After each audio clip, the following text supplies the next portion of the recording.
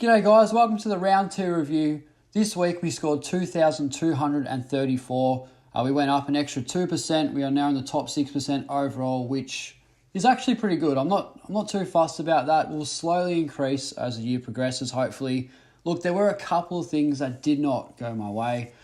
For instance, I'm a Lachie Neale owner. That is frustrating. And I'm a Tom Phillips owner, which is also very frustrating. And look, those are two blokes I'm definitely going to trade out this week. There's no doubt about it. Pretty much everything went to plan except Daniel, but we'll get to him in a moment. But yeah, overall, these two have caused me nothing but headaches. I thought Phillips was okay last week, but look, 56, it's just absolutely not good enough. Not getting the inside time, but yeah, we'll speak about him very shortly. We'll get stuck straight in the video. Defence held its own really well. Seagull, he's back. It's good to see Lloyd scoring over 120. You know, he had a pretty down week. Didn't even get the ton last week, but look, I think it's only going to go uphill. We saw last year scored the 77 in round 1 and then didn't go below the ton for the rest of the year. So I hope that happens with Jake Lloyd. I got ran down by Tex Walker. That was holding the ball. He would have lost a few points there. So probably could have been on track for a 130. So yeah, we're very happy with Lloyd. Laird, unbelievable. We love that from him. Just playing midfield. He's the heart and soul of Adelaide at the moment, alongside Tex Walker. So it's good to see the Crows doing okay. They didn't get the win against Sydney, but yeah, both those two players look really good. So yeah, happy with Laird. Daniel, very disappointing. A few just stupid free kicks. It was bloody frustrating to watch, and I'm pinching myself not having Ridley. I have Daniel instead of him. As an Essendon supporter, that does not sit well with me at all. So yeah, Daniel, I think it's fine. He was not going to go any worse than that, is he? Look, he's such a consistent player. He takes the game on with the new man on the mark rule. I think he really benefits from that. Look, I can't see him going any worse than that. And yeah, he's always been a very good contributor to the side. I think it's fine, and he's definitely going to respond. So I wouldn't worry about Daniel. Jane Short, unreal. Only needs 15, 20 disposals because his meters gained is just off the charts. Disposal efficiency is always above 85. What a solid selection Short is. Yeah, very happy I started him. Hayden Young, pretty good. Not too bad, actually. Look, ideally, I do want at least 70 from him, but look, scored 88 last week, which is really nice. He'll make some money, and yeah, he's probably a guy that I can hold up until the buys.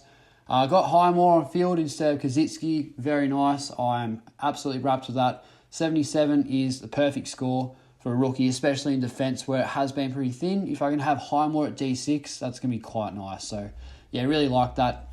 Lachie Neale, we have problems. He had an absolute shocker. Got tagged by O'Connor, I'm pretty sure, against Geelong. Yeah, absolute robbery by the Lions. They had such a dirty night. Neale kind of focused on how many weeks Rowan's going to get in terms of how his own performance is. Put up the three fingers, and yeah, really should be getting the 3 votes instead. He should be really focusing on that rather than that off-ball bullshit. But look, I'm just frustrated with Neale because I had McRae for such a long time. Sort of tossed and turned. But last minute, I kind of just panicked, didn't I? I put Neale in thinking, he's probably going to be safe and reliable. In my official team reveal, I had McRae. Probably should have just went with that. But what can you do about it? So he's going to go. He's going to lose that much coin. Yeah, as I said, I think he's going to lose at least 150k. So due to the other options, I just think he's got to go. We'll deal with that in a moment. Jack Steele, I'm not too wrapped about this. Look, 123 in theory is good. Did kick the 3 goals though and played forward. I am concerned about that. Doesn't seem to be benefiting without Rowan in the team. Look, Hunter's just getting belted every week. So he's not getting first use in the ruck. But look, he's a superstar, arguably a Brownlow contender alongside Piggy Oliver, who's also going to be an unreal selection. Probably leading the Brownlow this year, Piggy. I reckon he's got 3 votes, 2 games in a row. So yeah, I'm absolutely wrapped with Clayton Oliver. Just does it every week. I hope he doesn't get tagged by De Boer this week. I doubt it. Look, if anything, they go to Petrarca. Seems to be a bit more damaging. But yeah, absolutely love Clayton Oliver as a pick. And yeah, one that I definitely nailed. Zach Merritt is also doing my head in quite a bit. Look, seems to be getting a lot of the footy. He always gets around 25 to 30 disposals at least. So that's not a worry. But even when he does reach those numbers, never gets the ton. It's one of those things. Look, he does lack a little bit of defence. I did watch him quite closely, and there was a few times where a bloke would just be run through the corridor and Merritt would just sort of let him run past him, which was nothing but frustrating. You're scratching your head going, come on, Merritt, just lay a tackle, mate. What's wrong with you, Zachary? But look, I think overall he's going to be a top 8 midfielder, so there's no worries there. However, I did pay top dollar from him. I'm just hoping he can respond. It's probably a dodgy selection. We lost Draper. I'm absolutely spewing about that. Essendon are going to be probably a bottom 4 side at least, if not bottom 2. They look putrid. So I just don't think he's going to win a bit like Steele. We're not going to get first use in the ruck. Without Draper, we have problems. So look, hopefully Merritt can still find a bit of the ball, but I'm worried about it. But look, we're just going to have to hold him and wait and see. Jordan Clark is kind of worrying. I still think they play him. Look, he seems pretty good. Kicked a great goal from 50 on the run. So he's got some skills. He's got a high ceiling. Just doesn't look quite comfortable yet. I'm sure it's fine. We'll just wait and see on him. But yeah, still got plenty of money to make. Has a low break even. I think it's like 5 or 10 or something like that. So yeah, I think it's fine. And we got the rookies right for once, really. Powell, if you watched that game, yeah, you're not a true football supporter because who the bloody hell is watching North Melbourne Gold Coast? But look, 75, love it. James Jordan, 82, wrapped. And Errol Goulden is probably a VC option now. Yeah, average of 137, his second game. Bloke's taking the piss and putting Matt Rowell to shame. So yeah, absolutely love Errol Goulden. If you don't have him, what are you doing? Get him in your side. And yeah, rookies is fine. Look, Sam Berry, don't worry here. He did have a lot of shots on goal, didn't kick one. He's a tackling machine. Adelaide are going to keep playing him, so he's going to be good. Yeah, didn't have him on the field, which is, yeah. At first I thought, look, would you take a 69? Probably, but look, I had the honours of loopholing Downey. I actually had Downey on the field, and I thought, yeah, James Jordan probably going to score a little bit higher, and I was completely right. So, yeah, very wrapped with that.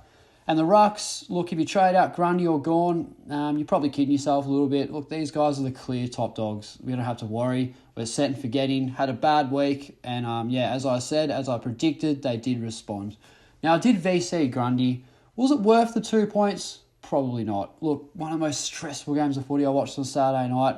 Just watching Gawn play forward and defence, or Jackson and McDonald taking all the hit-outs and getting all the CBAs, had me scratching my head. But thank God for a very superb second half from Maxi. And it just got me over the line. Gained an extra 4 points, including the captaincy. So got lucky there, but for future references, probably just take the 135, I reckon.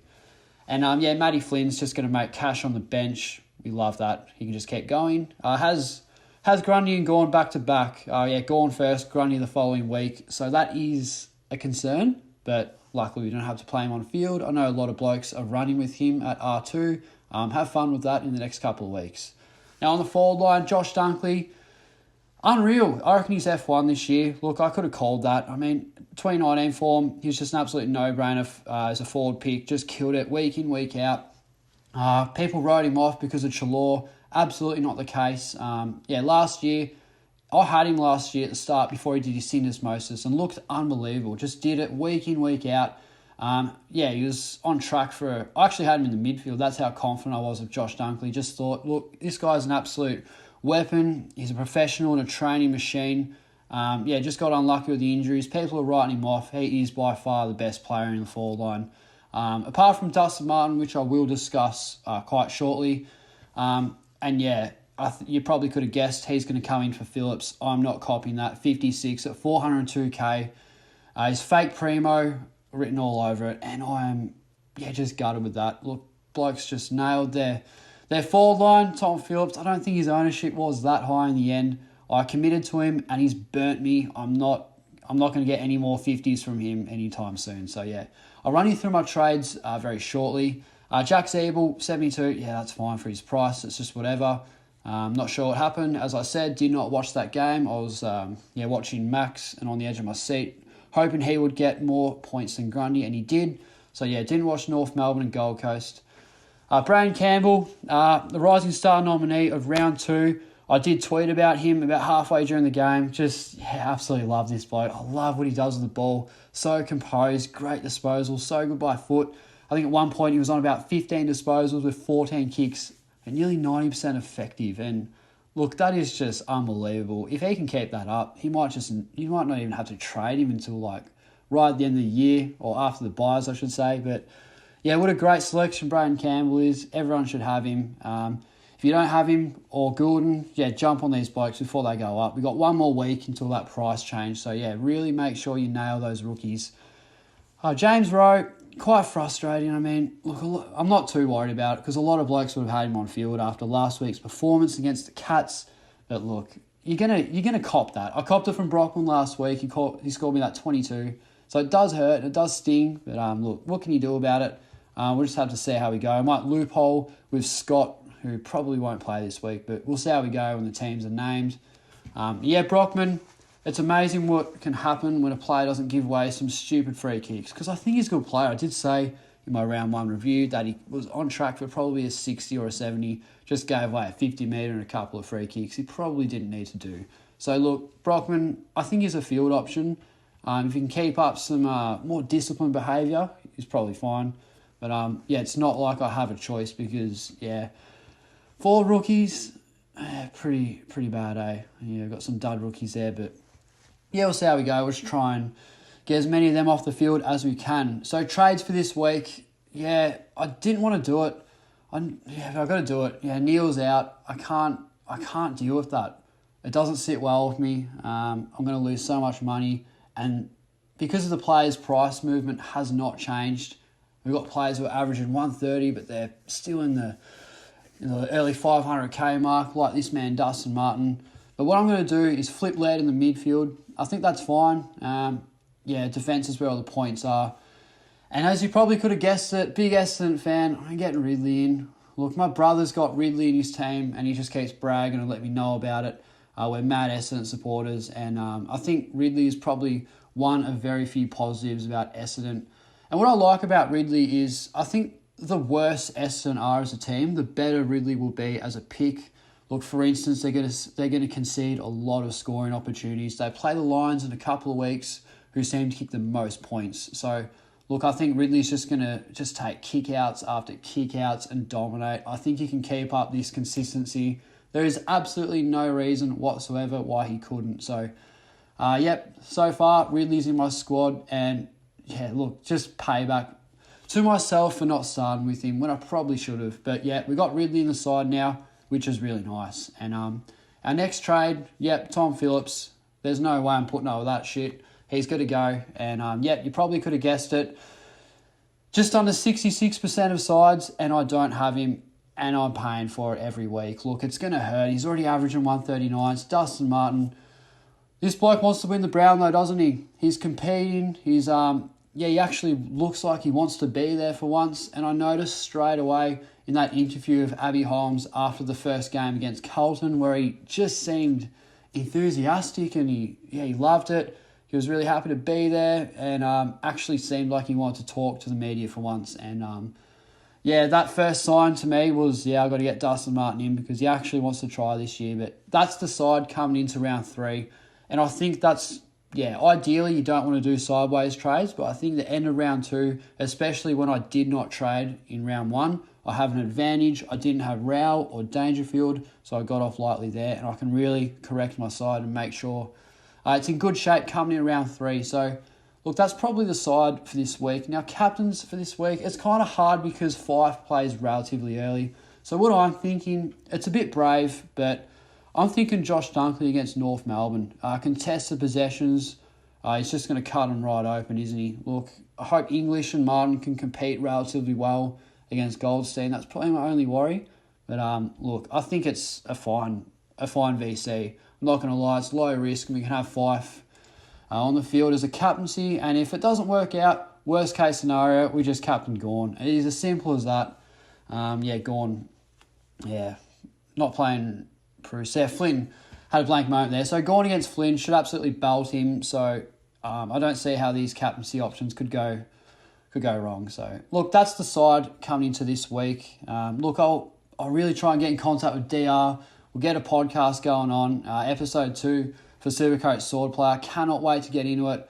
And look, he's in the same boat as me. Look, we're talking on the phone, and we thought, we're going to start Phillips and Neale, and didn't go to plan. So Yeah, we've done basically exactly the same trades. I'm not 100% sure, but I'm pretty sure DR is going to get in Ridley and Martin as well.